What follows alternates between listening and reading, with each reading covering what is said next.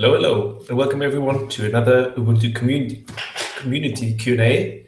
My name is Daniel Holbach, and I'm here today with... Me! I thought you forgot my name for a moment then. I'm Alan Pope. I work with Daniel on the community team at Canonical. We do these Q&As every week, usually at 4 o'clock UTC, but this one moved due to daylight savings and Easter and various other reasons. You can find us at ubuntuonair.com. You can also ask us questions very easily. If you go to ubuntuonair.com, when we're doing these sessions, you can ask us questions live. There's a little box at the bottom of the screen, and in there you can type in your questions. Alternatively, if you've got a real IRC client, then you can point it at the IRC channel #ubuntu-on-air, which is on the Freenode IRC network, and we all lurk in there. If you have any questions for us, then just prefix the question with the word question, and then that will highlight for us so we can see it and not miss them. We try to get to all of them. Get your questions in early. It's kind of variable. Sometimes we get a huge ton of questions right at the beginning, and we get through all of them. Sometimes they all come in right at the end, and then we end up having to skip a few. So get your questions in early, and then you're more likely to get them answered. If we skip one, let us know. It's usually just because the chat is flowing past so quickly that we sometimes miss them. If you want to know about when we're going to do these Ubuntu On Airs, you can follow the Ubuntu On Air on Google Plus and also on Twitter. And we send out a little notification ahead of time. If you missed one and you want to go back and rewatch it, then they're all archived on YouTube. The Ubuntu On Air YouTube channel has all of these from the past. Sometimes it's myself and Daniel, sometimes it's other members of the team. This week you've got us. So what have you been up to, Daniel? I've been working with Snapcraft and together with David Caillet, and we're probably going to announce, or at least put up a blog post with lots of examples on how to snap stuff, either tomorrow or on Thursday. And it's been fun, like the endless possibilities, how easy it is to put it all together. It has come a long way. So when you're saying using Snapcraft, you mean like using it to package software? And are we talking package software that you've written or package other people's software, or what? In that case, it was other people's software. And yeah, it was interesting because we packaged some stuff which came from the archive already. So in that case, we got all the builds for all the individual architectures for free. We don't need to maintain anything. We also built some snaps from stuff on GitHub, then bundled it with something else. And it's really easy to put all of this stuff together. So it just becomes one coherent app. And we also had some stuff which was shipped as a binary. So you just put that in there, add some other packages, stuff you need to run the commands and everything. And that's it. So yeah, I'm looking forward to. So you're going to write some of this up as a blog post, as examples of, what people might do with Snapcraft, and is that because there's like lots of different ways to use it, and it's not just like one size fits all? We chose to just show a couple of examples because it's really nice to see what the thought process is like. Where do I get this source from? What do I need to add to it? How do I get it all to run? If you see it in a couple of different combinations, I think that makes it easier to understand and to just pick it up for your work. Yeah, I've been playing with it as well, and I agree. I find it a lot easier to just read someone else's Snapcraft YAML files than read pages and pages of documentation. It's I found I could just pick it up and it made sense, because you could read the YAML file. It's basically English, it's pretty straightforward. Yeah. And so when I had a problem trying to package up a Node application, I asked in the Snappy channel, and someone said, well, have a look at this example. And you go and have a look at it. Oh, right, yeah, copy and paste. And exactly. Yeah. It's not so hard. So yeah, I found that quite a steep learning curve, but I I think with more of these examples, it'll be easier for a lot more people, especially when you may have something written in some weird esoteric language with a weird build system that requires some dependencies that come from a CVS server somewhere and another bit that comes from GitHub, and trying to smush all of that together is interesting and good fun. Yeah, it is good fun, especially comparing it to the regular Debian and Ubuntu packaging, which I've been trying to teach people for the last 10 years. It's just so much easier. It's brilliant.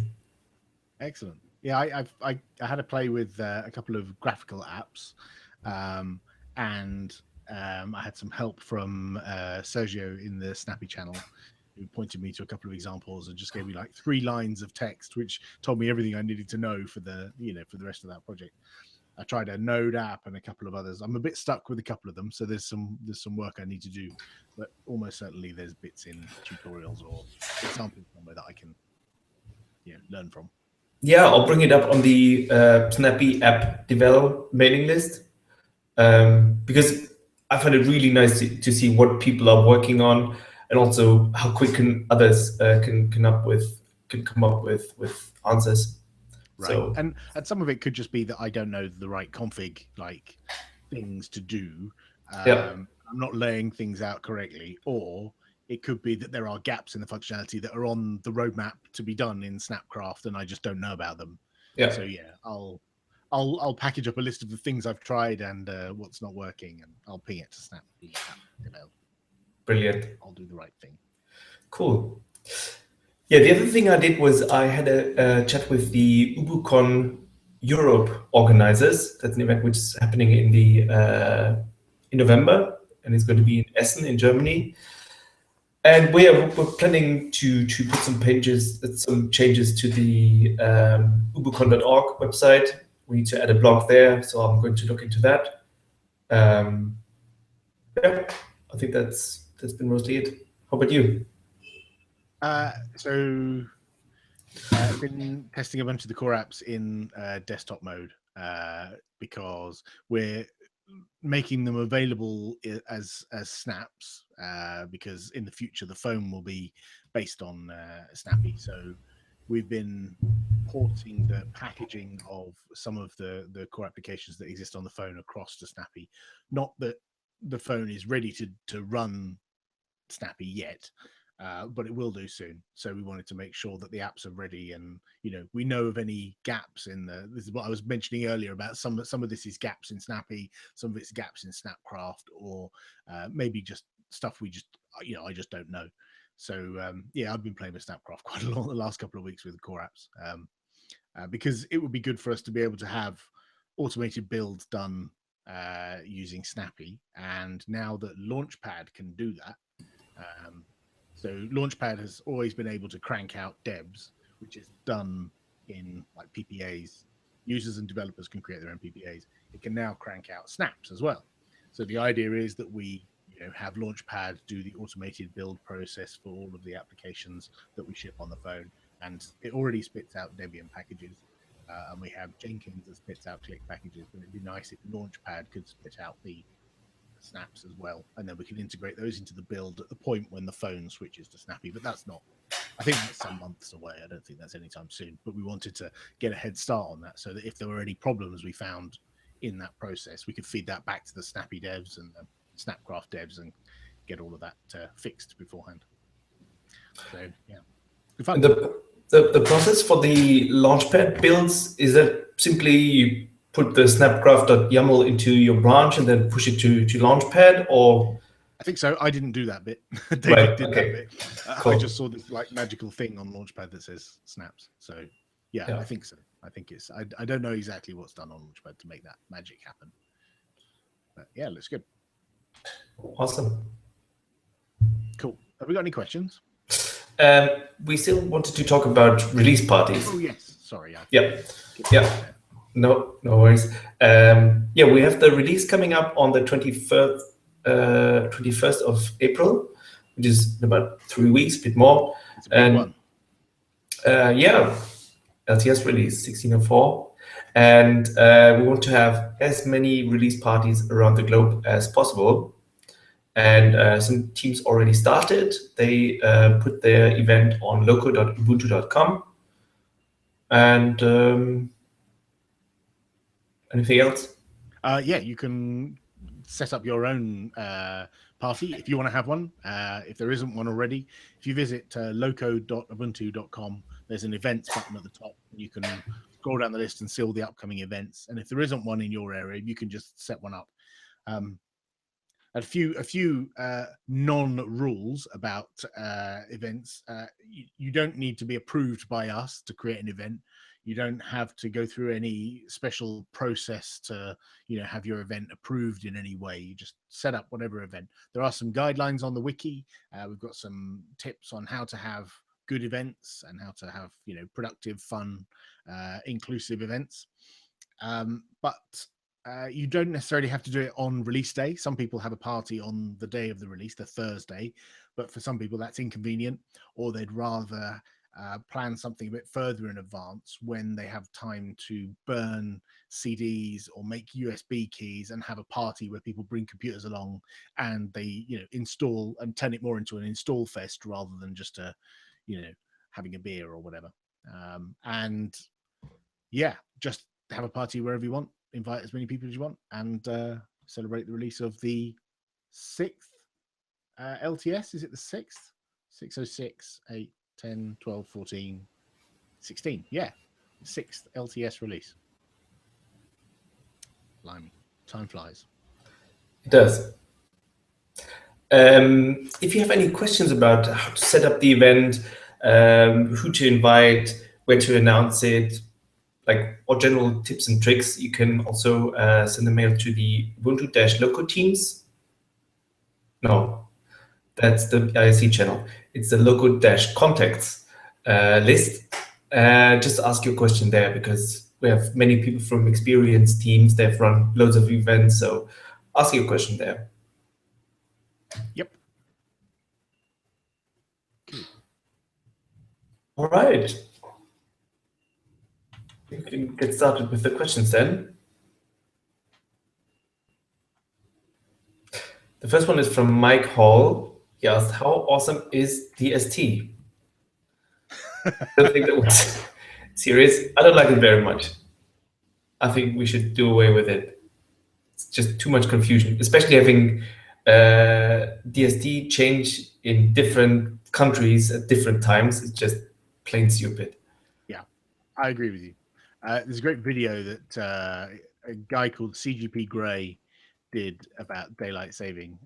If you ever want to learn why people do daylight saving and why it's so daft and how confusing it is for everyone, and how more people have car accidents the week after daylight savings and all that kind of good stuff, then if you just search, I've just put the link in the IRC channel, but if you just search for CGP Grey and DST and watch that video, it's quite good fun.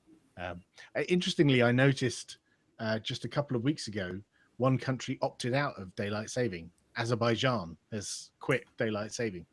So nice. Go Azerbaijan. Yes. Every other country should follow. Yes, daylight saving is awesome.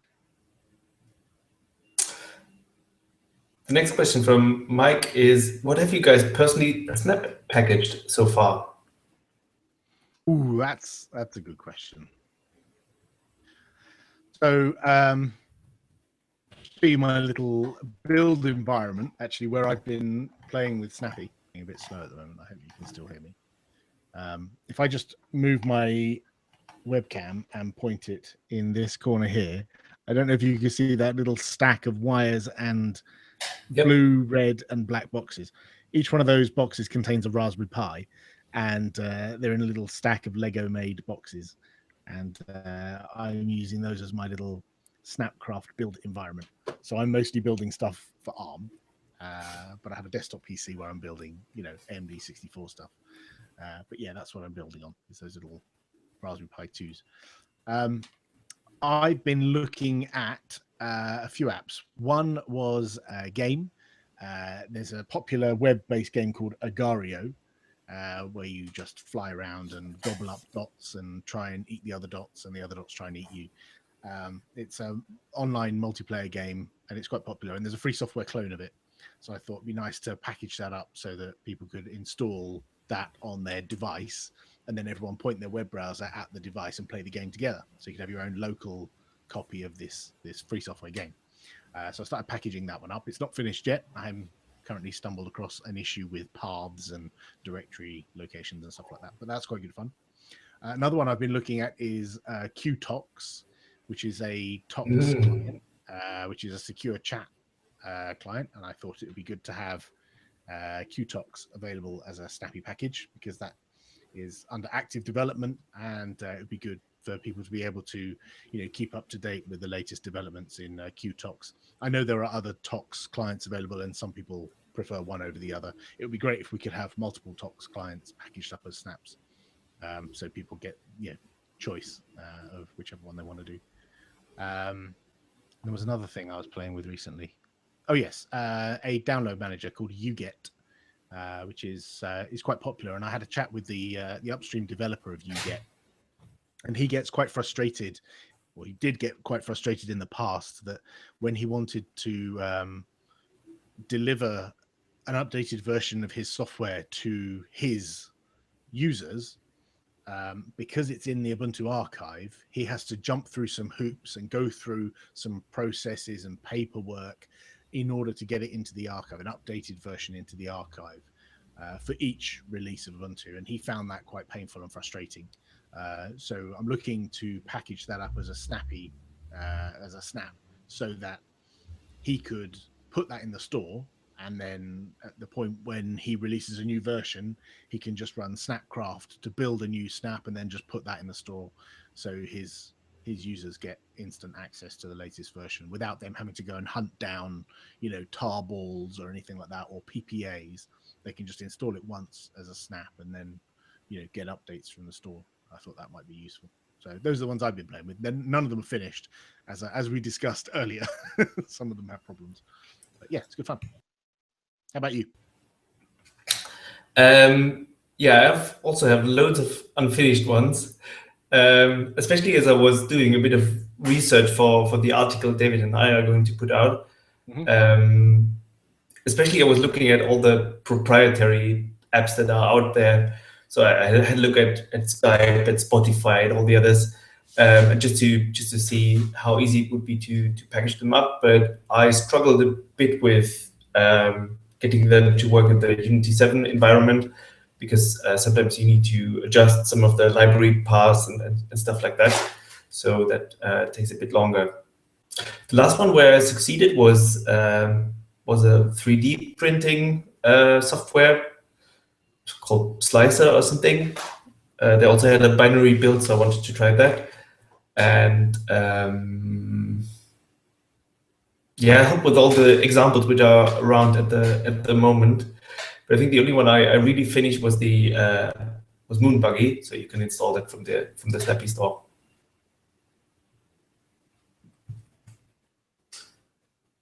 Yeah.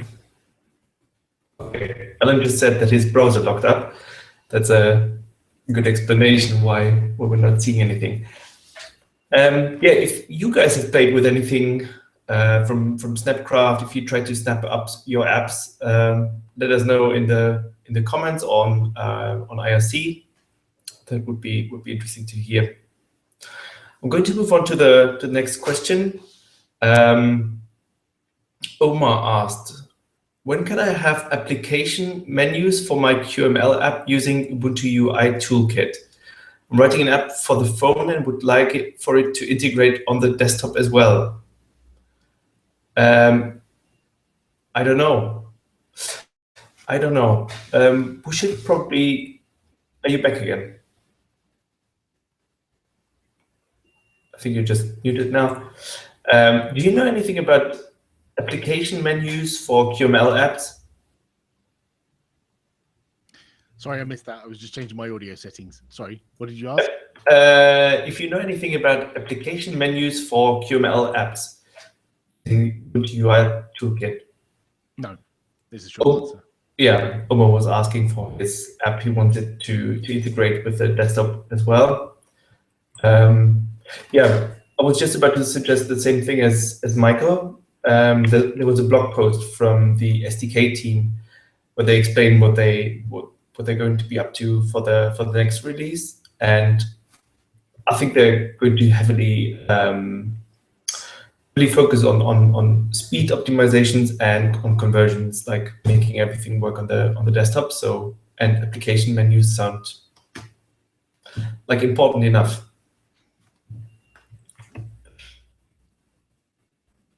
Cool.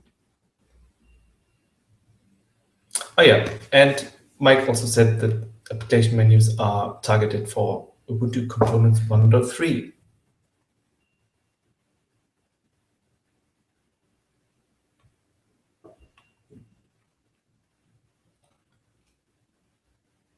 Yeah, get your questions in. We still have some time.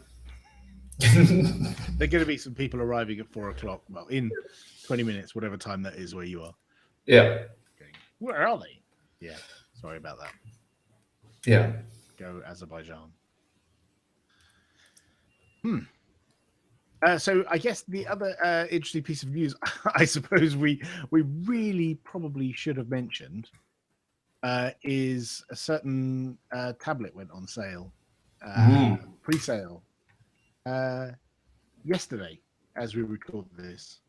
So the BQ M10, there's two tablets, the HD version and the full HD version. So one has a higher resolution display than the other.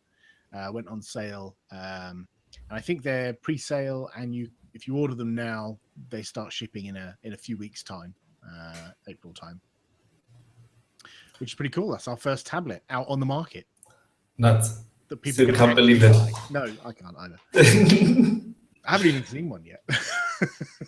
Okay, I was just about to ask if you knew how they were going to work. Is it the Unity 8 interface, or what can I do with it?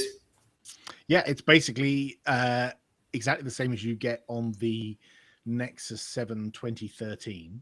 Mm-hmm. So the same kind of thing as that, but it's got a bigger screen and more powerful and more ports. I think the two most interesting things for me for the M10 that I'm quite interested in. One is the full HD screen, which I quite like the idea of in a tablet. Fitting loads of stuff on screen, and connecting it via Bluetooth to a keyboard and opening a terminal and being able to like code directly on the tablet. That sounds like a good fun exercise. And the other thing is the fact that it's got an HDMI out. So rather than having to muck about with any weird proprietary dongles and stuff, it's just got a normal mini HDMI port, so you can plug it straight into an HDMI display. So you could plug it into a TV, for example, and play video full screen, or you could plug it into a display and use it as a desktop computer with a keyboard and mouse. Convergence. Brilliant. But yeah, they went on sale, and I haven't ordered one yet, but I really want to. It's my birthday next week, so I'll buy myself a birthday present, I think.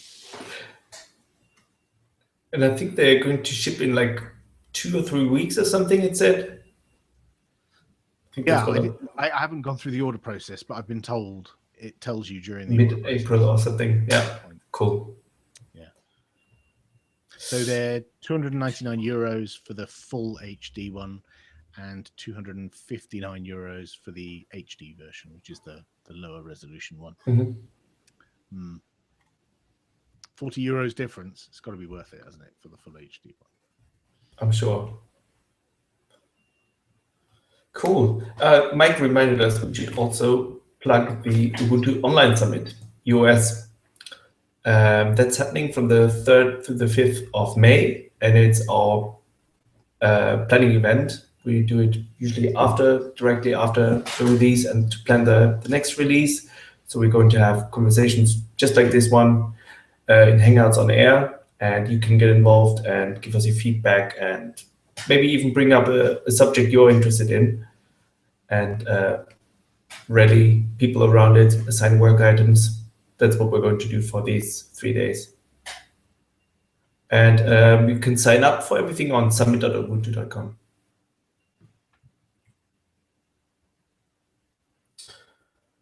Okay. Andrew Hazen asked us, are there any further apps that you don't think are covered by the core apps, including Deco, UNAV, currently that we should start building? Ooh. So I would say, yeah, sorry. You go first.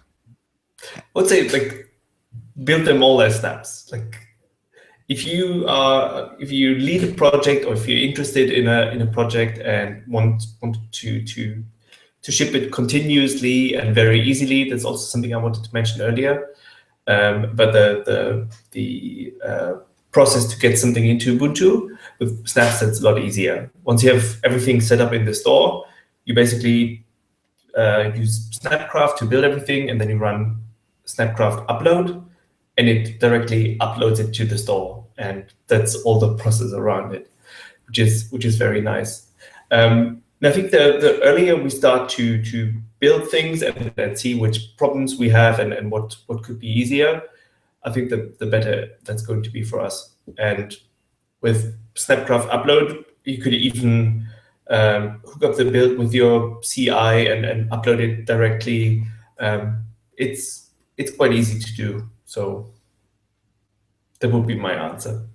How about you, Alan? Okay, so my answer is in two parts.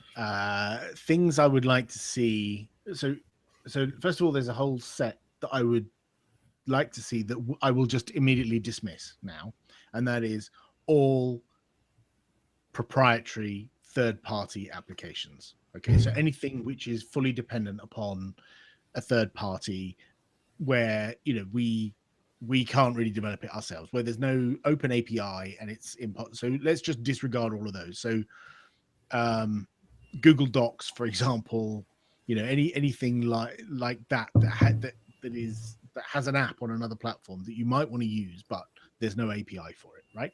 Or Skype, for example, proprietary app that would be too hard. So what I'm thinking is, what about all the others? So there's free software applications and also other things that I would like to see ported or equivalents for an Ubuntu phone. And I'm just scrolling through an Android device here to see what I use most often. What are the things I would like to see? And the first one actually I would say is VLC, because VLC is available for basically everything, but we don't have a build of VLC available for Ubuntu phone. So, and on a tablet, I know that many people use tablets as media consumption devices, and with a full HD screen, if you can put a load of content on the device, yes, we've got a built-in media player, but VLC is basically better than all other media players on the planet. So I don't think I'm disparaging our own media player by saying that. It's it's received like wisdom that VLC is just better than everything. So VLC would be my first one. Then I would say games. Basically, I want more games on my device for those moments when I take my kids somewhere. For example, I take my daughter to ballet and my son is sat there bored out of his skull, not wanting to watch my daughter do ballet. And I want to just like give him a tablet so he can play a game on that or something. And if there's no games, he's got nothing to play. So something, that he could play would be awesome. But other than that, most of the use cases I'm looking at here, things like a Wi-Fi scanner, I know we have one of those. Network analyzer, I know we have one of those. We've got SSH. So for my personal use case, most of it is already actually covered. Yeah, so really games. Oh, I'd like to see is there a transmission front end for the phone? I don't think there is. That would be nice. So I use transmission as a torrent client for managing Linux distribution ISO images or whatever. And so having a tool to manage that on my phone would be quite cool, to manage my remote server. Yeah, that's it really. I think there's a snap for it. Maybe not for. I think it was like a server side. Yeah, server side, and you can. I don't know if there was any administration from it. Maybe there was. Can't remember.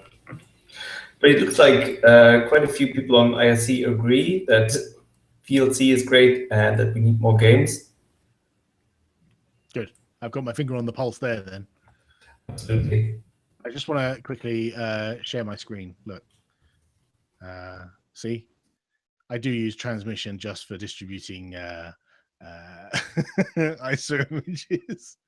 Look at all of those. Yes, Ubuntu Mate and everything. So there you go. People used to use PowerPC. There was at least 2 downloads. Yeah. And I only just started up transmission just now. I stopped it while we were doing this video, and I've just restarted it. And yeah, people are actually using the PowerPC build on old. See, that's why Ubuntu Mate is brilliant. He's triggered this community of people who built stuff around Ubuntu Mate, and there are people who use Mate on the Raspberry Pi, and that they use on really old machines, like, for example, the old Apple G4 PowerBooks, those kind of things. Pretty awesome. It is, yeah. Cool. Andrew also asked mandatory questions. Any updates with screencasting? Any updates on the central messaging thing, etc.? And yes, audio recorder. Screencasting. So Mere Screencast is the tool we use for that, and I don't know of any major updates to that. I have started using a script that was crafted by Stuart Langridge, which we call Mighty Screencasting or something like that. I'll paste bin it because it's quite useful. What it does is it streams the video of your device directly to your desktop. Actually, I could probably just demo it. Let me try it and see what happens.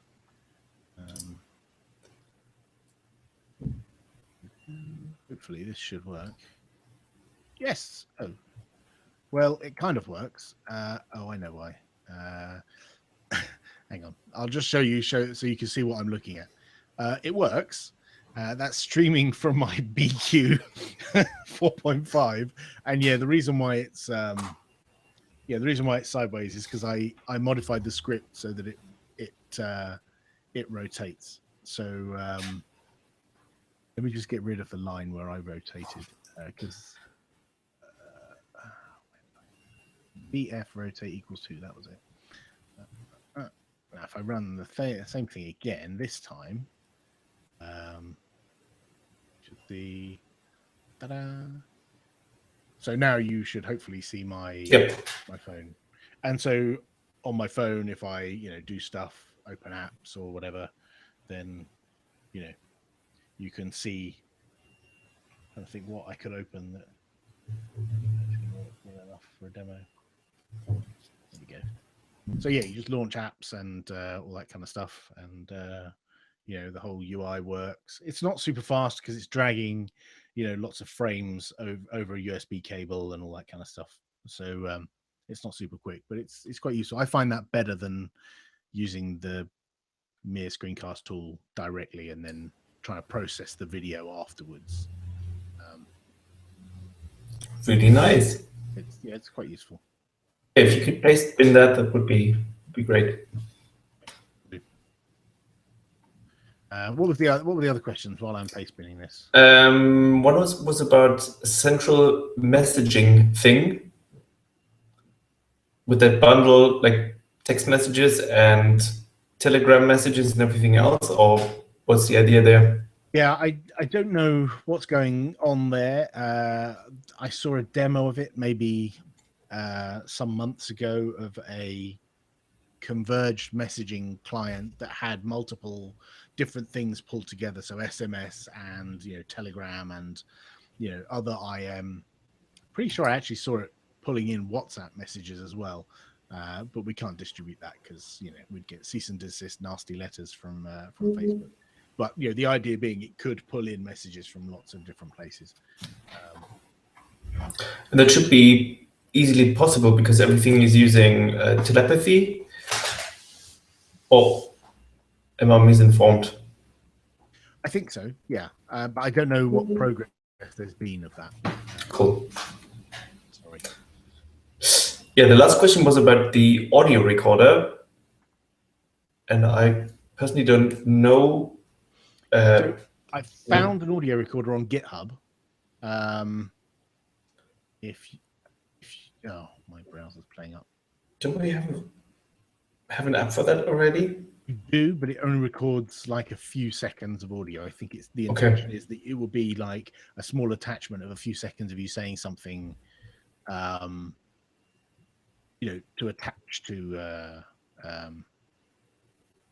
like an IM, like an instant message or something. I can't find the one I wanted to find to show you, but I did find one called Audio Tape by Stefano, which I've just pasted in the chat. That appears to not be there anymore. It looks like it hasn't been touched for a couple of years, so it might have been an early development. So no, I don't know of a long audio recorder other than the one that I found on GitHub, but I've never used. Yeah, that's the one that's the one you have. know that records like a few seconds. Yeah, Snap Recorder. That's the one. Yeah, it's quite nice if you want to send like a quick audio message on Telegram or something. Right. So yeah. I think the one that I found on GitHub, if you search, you'll probably find it. I can't really search. My Google Foo is failing me right now, but you'll probably find it. I think it was written by, it might have been written by either a community member or actually a canonical person from China. It may have been done for one of the China contests. But yeah, the source is up there. It's worth having a play with. Might be worth forking that and or asking the developer to put it in the store. Nice. All right. There's a question from Aurora Avenue. Can I have an Ubuntu logo in my camera output file in bottom corner, i.e. a watermark for advertising Ubuntu on YouTube, etc.? I'm sure it's possible with FFmpeg or whatever. Standard answer. I want to modify video. Yes, use FFmpeg. Yeah, so that script that I was using just now to capture the audio from the video from the device, it uses FFmpeg or AVConv or either one. But if you yeah, I'm pretty sure that you can on the fly add watermarks into videos and stuff like that. That's pretty straightforward with FFmpeg.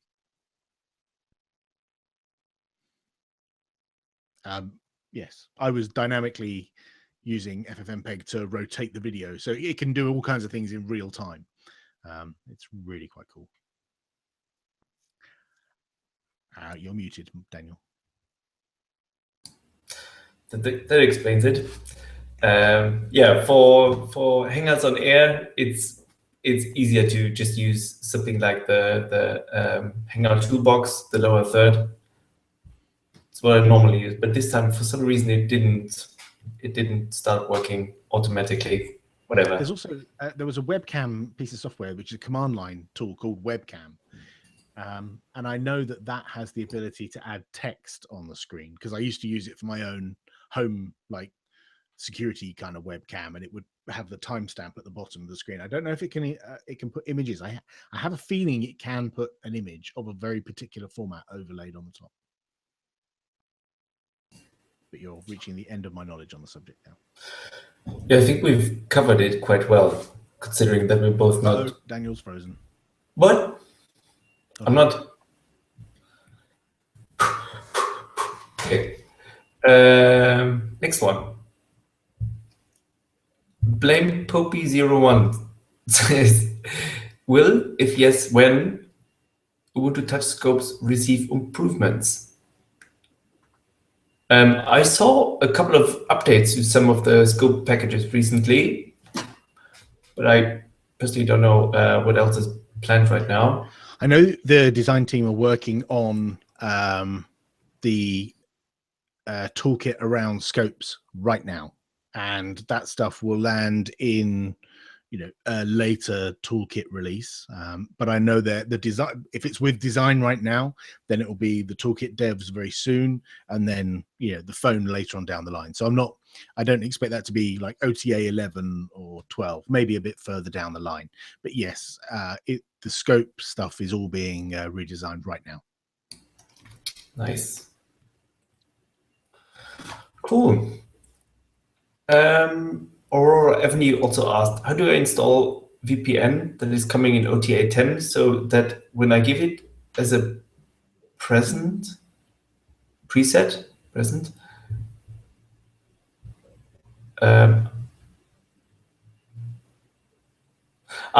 present. So it's meant to be a Christmas present, and it looks like Aurora Avenue wants to install the VPN and still does the initial walkthrough. I don't know. I don't think you can. Well, or at least I don't think we've made that something that's, you know, configurable out the box. If you figure out how, I mean, I could imagine. Yeah. Yeah. Technically, you probably could do it by fudging a few files in the right places. But yeah, for those who want to see it, I can show you what it looks like. I can share my phone screen with my amazing mighty script. So hopefully you can see my phone. This is system settings. I keep wanting to click on that on my desktop, but obviously it's my phone on my desk. So I have to remember I actually have to reach over here and swipe. So the new option is that one in the middle, VPN. And I've configured the VPN on my phone. So now when I swipe down from where's network? Where's network? That one. So now right down the bottom of my network, you can see there's a VPN setting. And if I flick that, did I flick that correctly or did I not? Yes, there you go. So now my phone is on a VPN, and it will stay there until I disconnect it. And the configuration is in that window there. But it's, yeah, I don't think we have a way to do that out of the box that will be there, you know, pre-installed. Yeah, I could imagine that that's not a use case we're going to use very often. Like you, it's not actually that hard to set up. Like once someone has got a VPN and they've got all the details, the credentials, there's like 3 files you need for OpenVPN.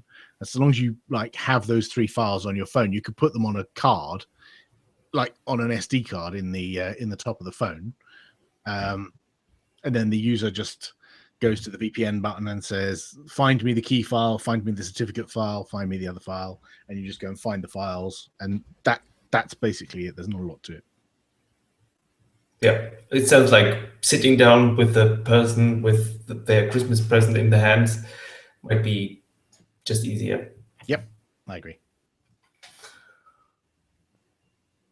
Or make a video like using this amazing mighty screencast script. Make a video on your own phone of how to do it, and then give them that nice vertical video of how to set it up as a tutorial.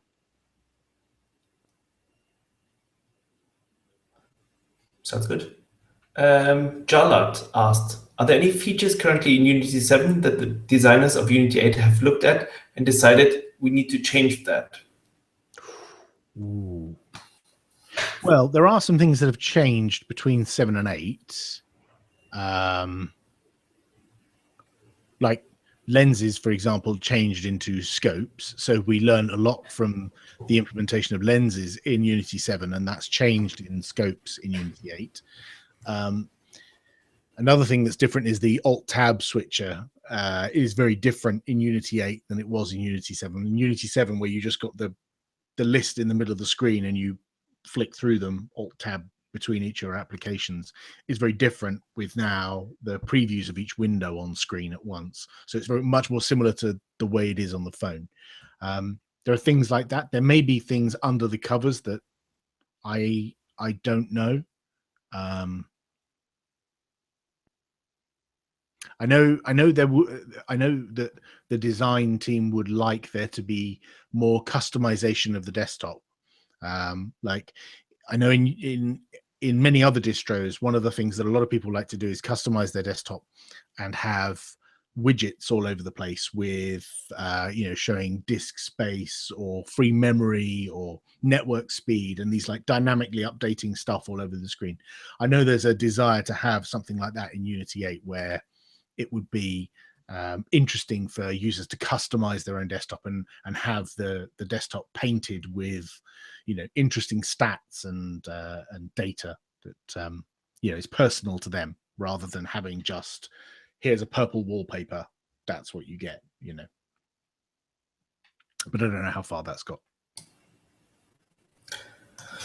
Yeah, I'm sure there's going to be other small things which you're going to miss when you're moving immediately from Unity 7 to Unity 8, but over time, that's all going to be fixed and improved. It strikes me actually that the like with 1604, you get Unity 7 by default, and Unity 8 is an option that you can install, and you could sign into the Unity 8 session, right? If you install 1604 on a desktop and switch to the Unity 8 session, you're going to get some updates to that, but I would imagine you're going to get faster churn and more updates on the tablet or the phone. Don't you? Would you not? I think we're going to ship more updates to Unity 8 in the phone and tablet than we would in the archive, or are we going to keep Unity 8 up to date in the archive? See what I mean? Yes, because it might be the 8 point, like let's say when we come to 1610, it might move to Unity 8.1, and then when we get to 1704, that might be Unity 8.2, for example. Right. The phone would be, and the tablet will be iterating and moving with those, new releases of Unity, because, that's the focus. Whereas the desktop would, the 1604 desktop would be on 8.0, as it were. So the best place to see those new things would be go and buy yourself a BQ M10 tablet, surely. Or stick to the development release. Or that, yes. Or you can just, switch to the Y release when that comes out and the Z release when that comes out. Yeah. Yeah, I don't think the team is going to care about backporting all of the stuff and making it SAUs. That might be a bit much. I don't know. I don't know what the strategy will be for, new releases of Unity 8 on the LTS. I don't know whether they'll maintain a PPA for the LTS. Well, that's an interesting point. Probably. I think that would make sense. It would, given it's an LTS. Yeah. Good question. Cool.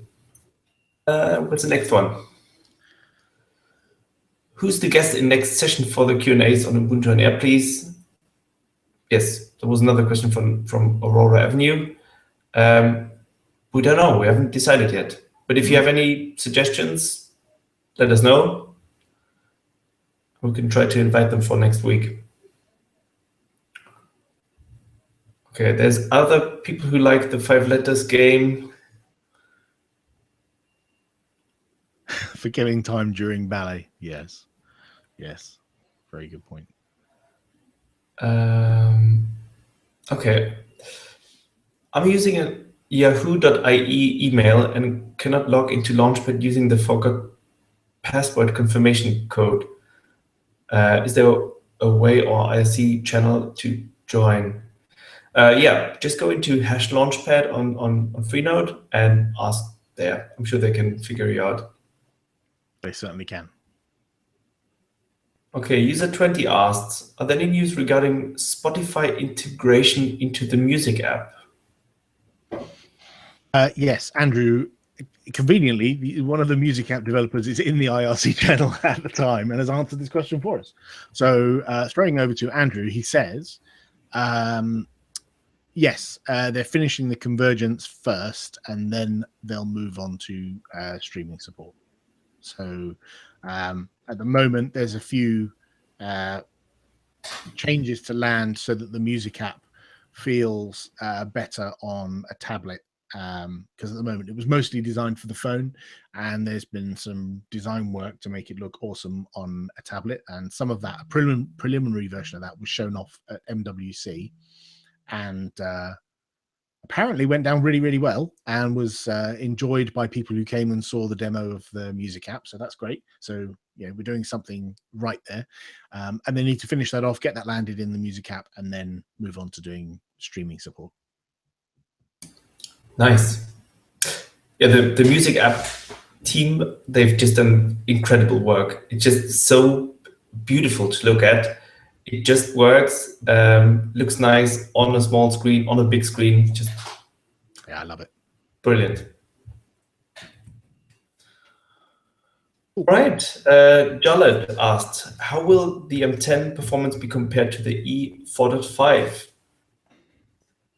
I don't know what SoC is in the M10. I remember I looked this up at some stage, but the processor was more powerful than I remember, but I can't remember the exact specs.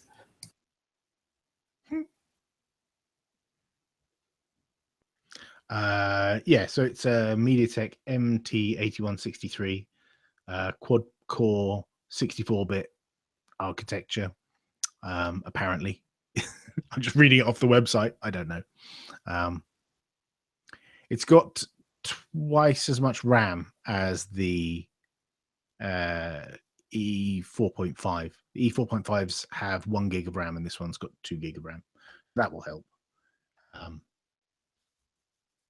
Yeah, in general, it will be faster, but I haven't benchmarked it, and I haven't even touched one, so I couldn't tell you. I haven't experienced whether it, how different it is. I'm afraid. Sorry.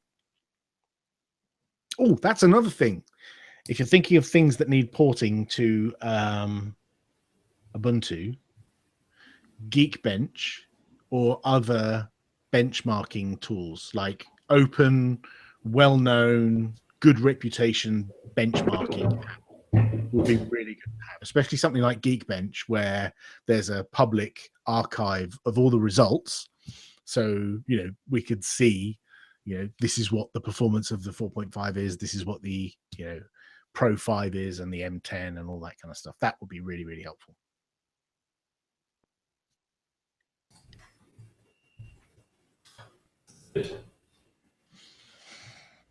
And that's all the questions we got today. Maybe one last question for whoever's quick. Maybe. All right, Alan. Thanks a lot. Had a great time. Yes. Thanks everyone for your questions. And next week it might be Mike and David, one of the Davids. We're going to figure it out. Have a good one. Yes. Have a good day. See you later, Dan.